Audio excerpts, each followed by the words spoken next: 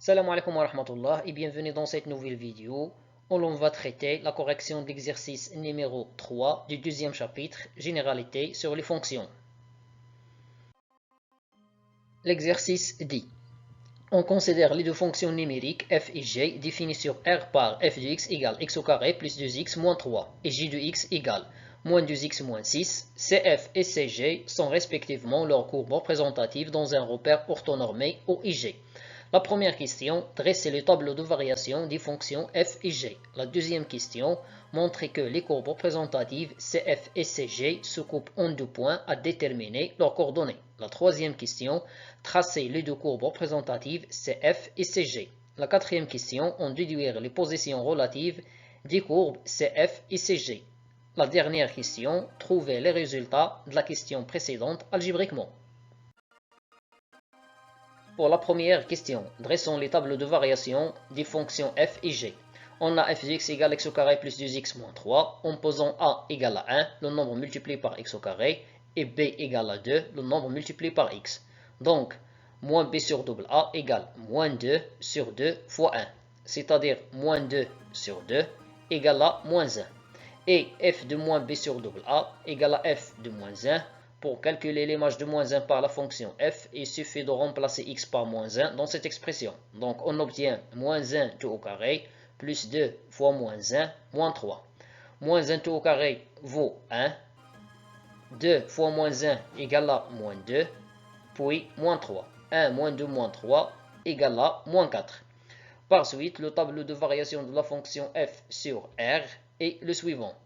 Sur l'intervalle moins l'infini moins 1, la fonction f est strictement décroissante. Sur l'intervalle moins 1 plus l'infini, la fonction f est strictement croissante. L'image de moins 1 par la fonction f égale à moins 4. On a g de x égale à moins 2x moins 6. Comme a égale à moins 2, le nombre multiplié par x, alors cela signifie que g est une fonction strictement décroissante sur R.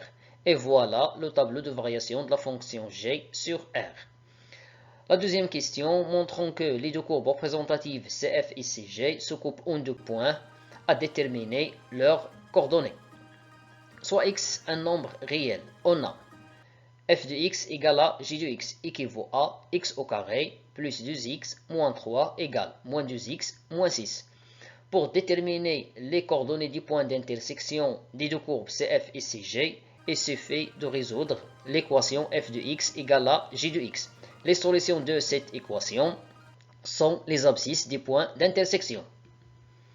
Après, on va déplacer moins 2x moins 6 vers le premier côté, devient plus 2x plus 6. 2x plus 2x, ça fait 4x, moins 3 plus 6 égale à 3. Donc, la résolution de l'équation f de x égale à g de x revient à résoudre l'équation x au carré plus 4x plus 3 égale à 0. Ici, vous avez le choix d'utiliser soit l'identité remarquable, soit le discriminant delta. Pour moi, j'ai choisi d'utiliser l'identité remarquable. Alors, j'obtiens x au carré. 4x, ça fait 2 fois 2 fois x. Je vais compléter l'identité remarquable. Pour cela, j'ai ajouté 2 au carré. Puisque j'ai ajouté le nombre 2 au carré, je dois retrancher le même nombre. Bien sûr, pour compléter l'identité remarquable. Alors, on obtient x au carré plus 2 fois 2 fois x plus 2 au carré. L'identité remarquable numéro 1. Après, moins 2 au carré plus 3 égale à 0.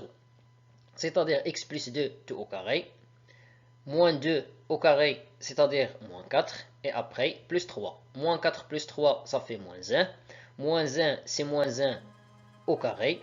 Après, on va utiliser l'identité remarquable numéro 3. A au carré moins B au carré égale à A plus B, tu multiplies par A moins B. 2 plus 1 égale à 3. 2 moins 1 égale à 1. Un produit égal à 0 si l'un des termes égale à 0. Donc on obtient x plus 3 égale à 0 ou x plus 1 égale à 0. C'est-à-dire x égale à moins 3. J'ai déplacé 3 vers le deuxième côté. Ou x égale à moins 1. J'ai déplacé 1 vers le deuxième côté. D'où f de x égale à g de x équivaut à x égale à moins 3 ou x égale à moins 1. Pour calculer l'ordonnée du point d'intersection, il faut calculer l'image de moins 3 par soit la fonction f, soit la fonction g. Et c'est mieux d'utiliser l'expression la plus simple. Dans notre cas, l'expression la plus simple, c'est l'expression de g. Alors, on va remplacer x par moins 3. Donc, on obtient moins 2 fois moins 3. Et après, moins 6. Moins 2 fois moins 3, ça fait 6. 6 moins 6 vaut 0. D'autre part, on va calculer l'image de moins 1, soit par la fonction f, soit par la fonction g. Et puisqu'on a déjà calculé l'image de moins 1 par f, alors ce n'est pas la peine de refaire les calculs. On a f de moins 1 égale à moins 4. Et s'ensuit que les deux courbes représentatives CF et CG se coupent en deux points. Le premier point, c'est le point A de coordonnées moins 3, 0. Et le deuxième point, c'est le point B de coordonnées moins 1, moins 4. La troisième question, traçons les deux courbes représentatives CF et CG.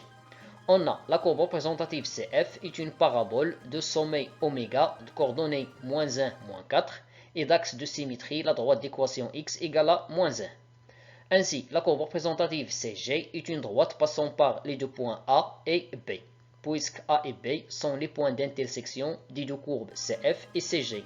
Donc A et B sont deux points de cette droite. Pour tracer la courbe représentative de la fonction f, on va premièrement déterminer l'image de quelques valeurs.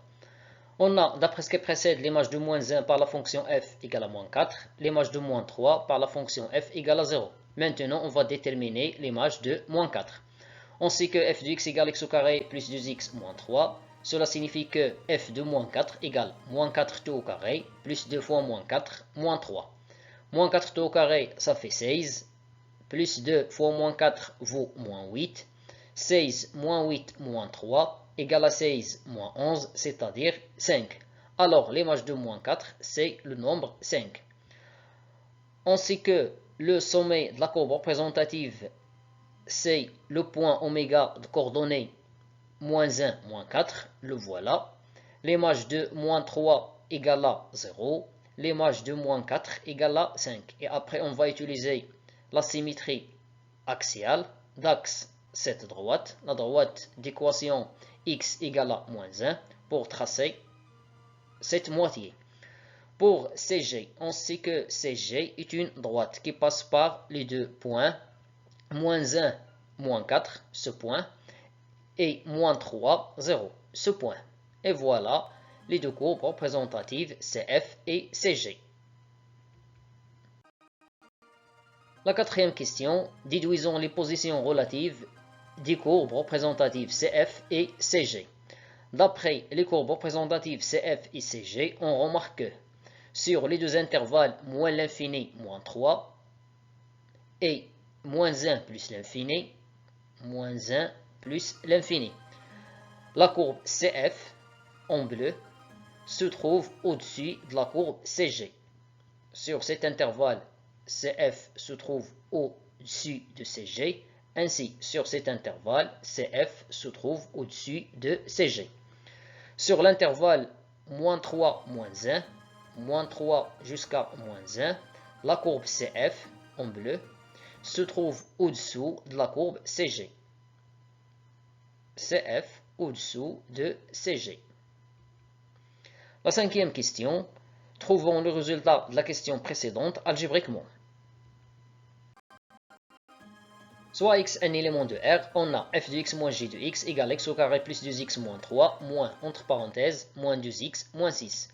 On va se débarrasser de ces parenthèses, elles sont précédées d'un signe moins, alors on doit changer le signe de chaque terme. On obtient plus 2x plus 6.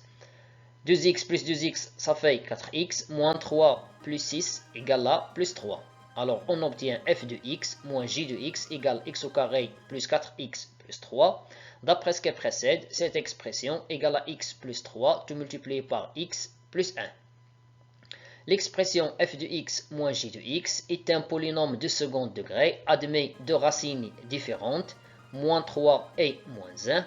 À l'extérieur de ces deux racines, c'est-à-dire sur les deux intervalles moins l'infini moins 3, moins 1 plus l'infini, cette expression a le signe de A. A, c'est le nombre 1, le nombre multiplié par x au carré. Alors, on obtient ici plus, plus. À l'intérieur du signe de racine, il a le signe contraire de A, c'est-à-dire le signe moins. D'après le tableau de signes, on déduit que l'expression f de x moins j de x est positive sur la réunion des deux intervalles moins l'infini moins 3 moins 1 plus l'infini, et négative sur l'intervalle moins 3 moins 1. Cela signifie que la courbe représentative CF se trouve au-dessus de la courbe représentative CG sur les deux intervalles moins l'infini moins 3 et moins 1 plus l'infini. Et CF se trouve au-dessous de CG sur l'intervalle moins 3 moins 1. C'est tout pour cette vidéo, merci et à bientôt.